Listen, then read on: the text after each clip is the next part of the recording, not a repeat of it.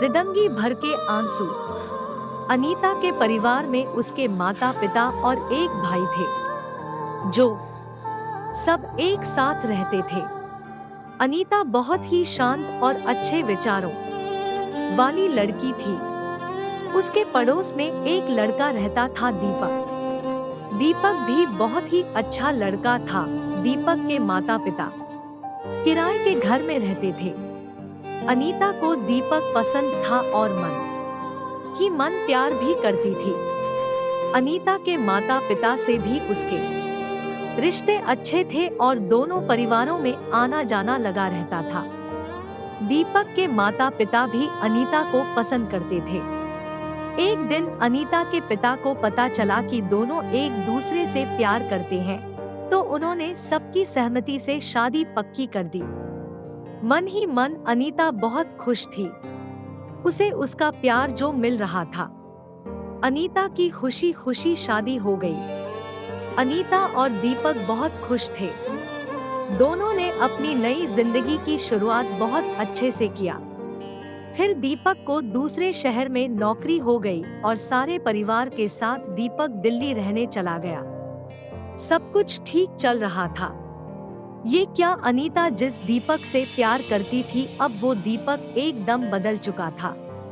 एक दिन दीपक अनीता के घर जाता है और अनीता को वहां छोड़कर चला जाता है। कुछ दिन बीत जाते हैं, लेकिन दीपक अनीता को लेने नहीं जाता है।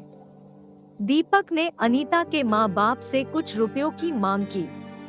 अनीता के पिता को लगा कि शायद उसके दामाद को पैसों की जरूरत होगी, इसलिए उसके पिता ने जैसे तैसे बड़ी मुश्किल से 3 लाख रुपए का इंतजाम किया।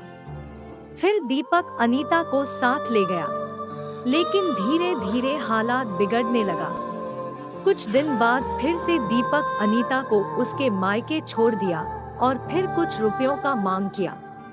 अब अनीता के पिता को लगा कि अनीता की जिंदगी का सवाल है, तो उन्होंने फिर से कर्ज लेकर पैसे इकट्ठे किए और दीपक को दिए। अनीता पूरी तरह से टूट चुकी थी।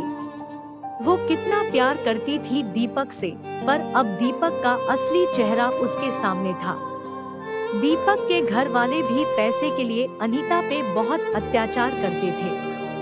एक बार अनीता ने अपने माता पिता से पैसे मांगने से मना किया, तो उसके पति ने उस घर से निकाल दिया। अनीता अपने माता पिता के घर चली गई और दीपक पे मुकदमा दर्ज कराया, लेकिन दीपक अनीता को लेने नहीं आया।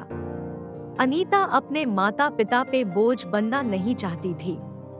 उसके एक स्कूल में पढ़ना शुरू किया। अब वो अपनी जिंदगी जी रही थी, लेकिन हर लड़की चाहती है कि वो अपने पति के साथ खुशी खुशी रहे। अनीता हर बार दीपक को फोन करती और गिड़गिड़ाती। उसने दीपक को माफ भी करने का फैसला ले लिया था। अनीता दीपक से अब भी प्यार करती थी। एक दिन अनीता शाम को घर आ रही थी, तभी उसके दीपक को फोन किया और बोली, मैं तुमसे बहुत प्यार करती हूँ, मुझे अपने साथ ले चलो, हम अपनी जिंदगी का नए तरीके से शुरुआत करेंगे। लेकिन दीपक नहीं माना। उस दिन अनीता को बहुत ठेस लगा और अनीता अंदर से इतनी टूट गई थी कि अब उसके पास हिम्मत नहीं बची थी। वो जीना नहीं चाहती थी।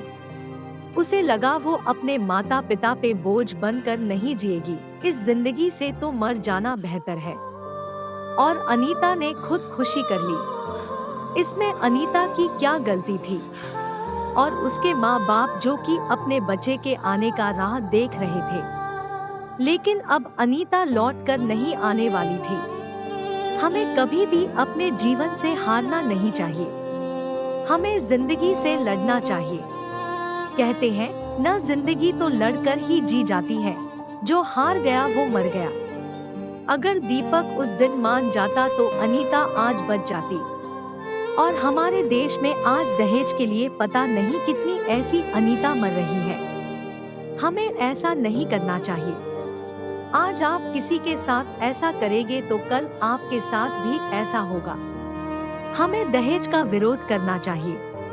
न जाने दुनिया में कितनी लड़कियां दहेज का शिकार हो जाती है।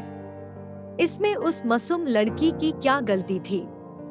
बस इतनी कि वो एक लड़की है। हमें अपने समाज में ऐसी धारणाओं का विरोध करना चाहिए। धन्यवाद।